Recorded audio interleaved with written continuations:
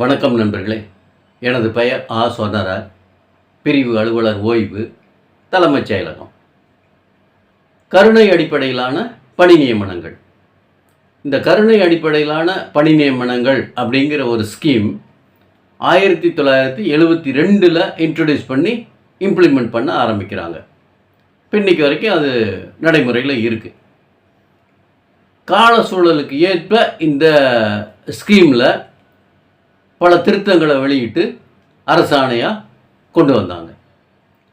கடைசியாக இந்த கருணை அடிப்படையிலான பணி நியமனங்களுக்கு அப்படின்னு சொல்லி தனியாகவே ரூலை ஃப்ரேம் பண்ணலாம் அப்படின்னு முடிவெடுக்கிறாங்க.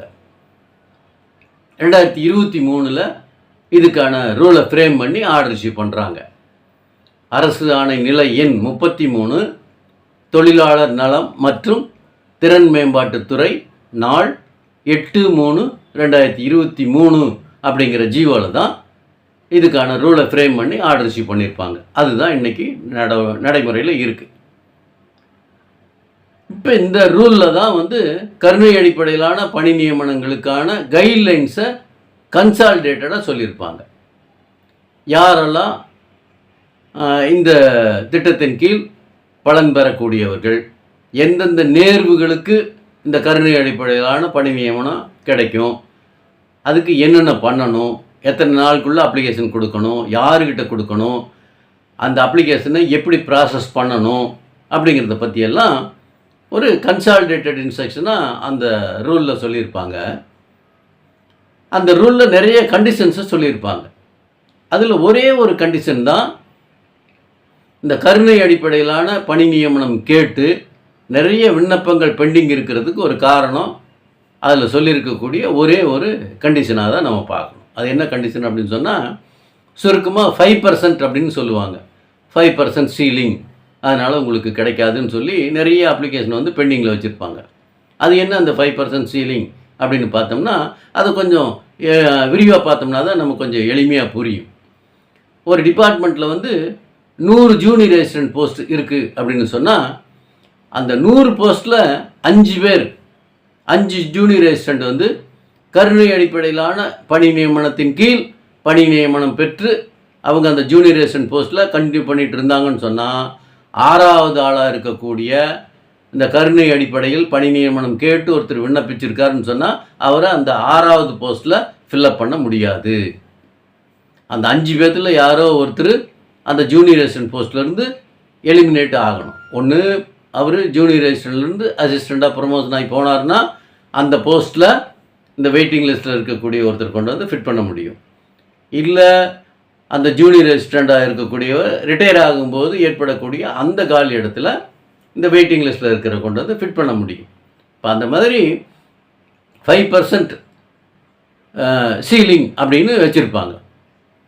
அந்த 5% சீலிங் அப்படிங்கிற காரணத்தினால தான் எல்லா டிபார்ட்மெண்ட்லேயுமே இந்த கருணை அடிப்படையிலான பணி நியமனம் கேட்டு விண்ணப்பம் கொடுத்துக்கிட்டு வர்றவங்களோட எண்ணிக்கை நாளுக்கு நாள் அதிகரிச்சுட்டே போகுது.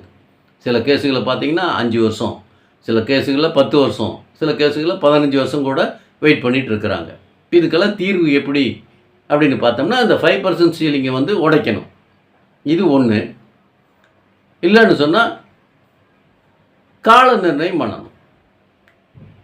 ஒரு இண்டிவிஜுவல் கருணை அடிப்படையிலான பணி நியமனம் கேட்டு அப்ளிகேஷன் கொடுக்குறாருன்னு சொன்னால், ஒரு குறிப்பிட்ட காலத்துக்குள்ளே அவருக்கு வேலையை கொடுத்தாகணும். இப்போ இது வரைக்கும் இஷ்யூ பண்ணியிருக்கக்கூடிய எந்த ஜியோலையுமே அந்த மாதிரியான ஒரு காலக்கெடு நிர்ணயம் பண்ணலை. இப்போ கடைசியாக 2023 ஃப்ரேம் பண்ணியிருக்கக்கூடிய அந்த ரூல்லையும் கூட இந்த கால நிர்ணயம் பண்ணலை. இப்போ அது சம்மந்தமாக தான் இந்த வீடியோவில் நம்ம பார்க்க போகிறோம். கருணை அடிப்படையிலான பணி நியமனம் கேட்டு ஒருத்தர் ஹைகோர்ட்டில் ரிட்டை ஃபைல் பண்ணுறாங்க. அந்த கேஸில் 19/9/2023 சீஃப் செக்ரட்டரிக்கு ஹைகோர்ட் ஒரு டைரக்ஷன் கொடுக்குறாங்க. என்ன சொல்கிறாங்கன்னா, கருணை அடிப்படையிலான பணி நியமனங்களுக்கு ஏற்கனவே நீங்கள் ரூலை ஃப்ரேம் பண்ணிட்டீங்க. அந்த ரூலில் இந்த கருணை அடிப்படையிலான பணி நியமனம் எத்தனை நாளுக்குள்ளே கொடுக்கணும் அப்படிங்கிறதுக்கான டைம் ஃப்ரேம் எதையும் நீங்கள் வைக்கலை. அதனால் ஒரு கமிட்டியை ஃபார்ம் பண்ணுங்க. அந்த கமிட்டி ஒரு ரெக்கமெண்டேஷனை கொடுக்க சொல்லுங்கள். அந்த ரெக்கமெண்டேஷன் அடிப்படையில் ஏற்கனவே நீங்கள் கருணை அடிப்படையிலான பணி நியமனங்களுக்கு வகுத்து வைச்சிருக்கிற அந்த ரூலில் இந்த டைம் ஃப்ரேம் ப்ரிஸ்கிரைப் பண்ணி ஒரு அமெண்ட்மெண்ட்டை அந்த ரூலுக்கு கொண்டு வாங்க அப்படின்னு சொல்லி 19/9/2023 சீஃப் செக்ரட்டரிக்கு ஹைகோர்ட்டு ஒரு டைரக்ஷன் கொடுத்தாங்க. இப்போ அது பெண்டிங்கில் இருக்கும்போது இப்போ போன வாரம் ஹைகோர்ட்டில் வேறு ஒரு கருணை அடிப்படையிலான பணி நியமனம் கேட்டு ஒரு கேஸு ஃபைல் ஆகுது. அந்த கேஸை எடுத்து பார்க்கும்போது தான் 19/9/2023 கொடுத்த டைரக்ஷனை ஹைகோர்ட்டு ரிவ்யூ பண்ணி பார்க்குறாங்க. அதில் பார்த்தா ஹைகோர்ட்டு கொடுத்த டைரக்ஷன் படி சீஃப் செக்ரட்டரி எந்த ஒரு கமிட்டியும் ஃபார்ம் பண்ணலை, அந்த கமிட்டியோட ரெக்கமெண்டேஷனையும் வாங்கலை. அந்த கமிட்டியோட ரெக்கமெண்டேஷன் அடிப்படையில் கருணை அடிப்படையிலான பணி நியமனங்களுக்காக வெளியிடப்பட்டுள்ள அந்த விதிகளில் திருத்தம் எதையும் மேற்கொள்ளாமல் இருக்காங்க அப்படிங்கிறத கோர்ட்டு தெரிஞ்சுக்குது. அப்போ 19/9/2023 ஹைகோர்ட்டு ஒரு டைரக்ஷன் கொடுத்தும் ஒரு கமிட்டியே ஃபார்ம் பண்ணாத சூழ்நிலையில் 2 வருஷத்தை கடத்திட்டு வந்துட்டாங்க கவர்மெண்ட்டில் அப்படிங்கிறத கோர்ட்டு கவனத்தில் எடுத்துக்கிட்டு போன வாரம் சீஃப் செக்ரட்டரிக்கு ஒரு டைரக்ஷனை கொடுத்துருக்காங்க. என்ன சொல்கிறாங்கன்னா 19/9/2023 நாங்கள் வந்து ஒரு கமிட்டியை ஃபார்ம் பண்ண சொன்னோம். அந்த கமிட்டி ரெக்கமெண்டேஷன்ஸ் கொடுக்கணும். அந்த ரெக்கமெண்டேஷன் அடிப்படையில் அந்த ரூலில் வந்து டைம் ஃப்ரேமை ஃபிக்ஸ் பண்ணி ஒரு அமெண்ட்மெண்ட்டை கொண்டு வாங்கன்னு நாங்கள் சொன்னோம். 2 வருஷம் முடிஞ்சதுக்கப்புறமும் நீங்கள் இது வரைக்கும் கமிட்டி எதையும் ஃபார்ம் பண்ண மாதிரி எங்களுக்கு தெரியலை. இந்த மாதிரி அரசாங்கத்தின் முதல் நிலை அலுவலராக இருக்கக்கூடிய சீஃப் செக்ரட்டரி கேடரில் இருக்கக்கூடிய நீங்களே வந்து கோர்ட் ஆர்டரை மதிக்காமல் செயல்படுத்தாமல் இருந்தால் உங்களுக்கு கீழே இருக்கக்கூடிய சபார்டினேட் ஆஃபீஸர்ஸ் கோர்ட் ஆர்டரை எப்படி மதிப்பாங்க, எப்படி செயல்படுத்துவாங்க அப்படின்னு கோர்ட்டு ரொம்ப கடுமையாக அதை வியூ பண்ணியிருப்பாங்க. அது மட்டும் இல்லாமல் அதுக்கு மேலே ஒரு படி போய் கோர்ட்டு ஒரு அப்சர்வேஷன் கொடுக்குறாங்க. என்ன சொல்கிறாங்கன்னா, பல கேஸுகளில் கோர்ட்டுக்கு வந்து ஆர்டர் ரிசீவ் பண்ணுறாங்க. அந்த ஆர்டர் வந்து அந்த கன்சர்ன்ட் அத்தாரிட்டிஸ் வந்து இம்ப்ளிமெண்ட் பண்ணாமல் விட்டுறாங்க. கடைசியாக பாதிக்கப்பட்ட தனியர் இண்டிவிஜுவல்ஸ் வந்து கண்டெம்ப்ட் மூவ் பண்ணும்போது அந்த கண்டெம்ப்டில் கோர்ட்லேருந்து நோட்டீஸ் வாங்கினதுக்கு அப்புறம் தான் ஏற்கனவே போட்ட ஆர்டருக்கு அப்பீல் வர்றாங்க. இது வந்து சரியான நடைமுறை அல்ல அப்படின்னு ஒரு அப்சர்வேஷனை ஹைகோர்ட் சொல்லியிருக்கு.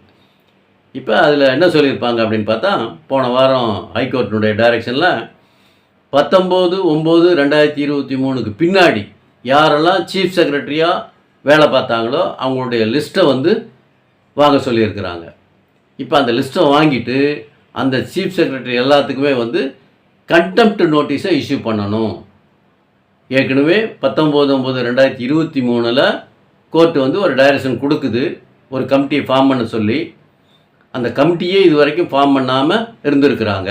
அதனால் அவங்க மேலே வந்து கண்டெம்ப்ட் நடவடிக்கை எடுக்கணும், கண்டெம்ப்ட் ஆஃப் கோர்ட்டு நடவடிக்கை எடுக்கணும். அதுக்காக வந்து 19/9/2023 பின்னாடி யாரெல்லாம் சீஃப் செக்ரட்டரி இருந்தாங்கங்கிற டீட்டெயிலை வாங்கி அவங்களுக்கெல்லாம் நோட்டீஸை இஷ்யூ பண்ணுங்கள் அப்படிங்கிற மாதிரி ஒரு சீரியஸான டைரக்ஷனை ஹைகோர்ட்டு கொடுத்துருக்குறாங்க. இப்போ இது ஸ்டேஜ். அடுத்த ஹியரிங் வந்து 20/6/2025 அது வரும். அது வந்ததுக்கப்புறம் தான் இதனுடைய போக்கு எப்படி இருக்கும்னு நமக்கு தெரிய வரும். இப்போ இதிலேருந்து நம்ம என்ன பார்க்கணும் அப்படின்னு சொன்னால், கோர்ட்லேருந்து ஒரு டைரக்ஷன் வந்துருச்சு அப்படின்னு சொன்னால் முதல்ல அதை வந்து பாசிட்டிவாக இம்ப்ளிமெண்ட் பண்ண முடியுதான்னு நம்ம பார்க்கணும். சப்போஸ் இம்ப்ளிமெண்ட் பண்ண முடியல, விதிகளுக்கு மாறாக இருக்குது, சட்டத்துக்கு புறம்பாக இருக்குது அப்படின்னு சொன்னால் உடனே வந்து அப்பீல் பெட்டிஷன் போயிடணும். இது ரெண்டுமே பண்ணாமல் கண்டெம்ப்ட் வரைக்கும் போய் கண்டெம்ப்ட் நோட்டீஸ் வந்ததுக்கப்புறம் நம்ம அப்பீல் போனாலோ அல்லது அதை இம்ப்ளிமெண்ட் பண்ணுறதுல நடைமுறை சிக்கல் இருக்குங்கிறத கோர்ட் நாலேஜ் கொண்டு போனாலோ கோர்ட் வந்து அதை ஏற்றுக்கிறது இல்லை. ஏன்னா நம்ம கடைசி கட்டம் வரைக்கும் அதை ஆற போட்டு வச்சுருந்து கடைசியாக கோர்ட்டினுடைய பர்வியூக்கு போகும்போது அதில் வந்து நம்ம நடவடிக்கை துவக்கிறோம் அப்படிங்கிறதுல கோர்ட் வந்து ஏற்றுக்க மாட்டேங்கிறாங்க. அதனால் கோர்ட் ஆர்டர் வந்துடுச்சுன்னு சொன்னால் உடனடியாக அதை வந்து இம்ப்ளிமெண்ட் பண்ணுறதுக்கு என்ன பண்ணணும் அப்படிங்கிறத நம்ம பண்ணணும். இல்லை எதிர்த்து அப்பீல் போகிறான்னு சொன்னால் உடனடியாக வந்து அப்பீல் பெட்டிஷன் போகணும். இது ஒன்று நம்ம பார்க்கணும். இன்னொன்று, சப்போஸ் இந்த கோர்ட்டு டைரக்ஷனே வந்து ஒரு டைம் ஃப்ரேம் பண்ணுறாங்க. கம்பல்சரி கிரவுண்ட் அப்பாயின்மெண்ட்டுக்கு ஒரு டைம் ஃப்ரேம் பண்ணி வந்துருச்சுன்னு சொன்னால், யாரெல்லாம் இப்போ வந்து கருணை அடிப்படையிலான பணி நியமனம் கேட்டு விண்ணப்பம் பண்ணியிருக்காங்களோ அவங்களுக்கு எல்லாத்துக்குமே ஒரு நல்ல செய்தி வர்றதுக்கும் வாய்ப்புகள் இருக்குது.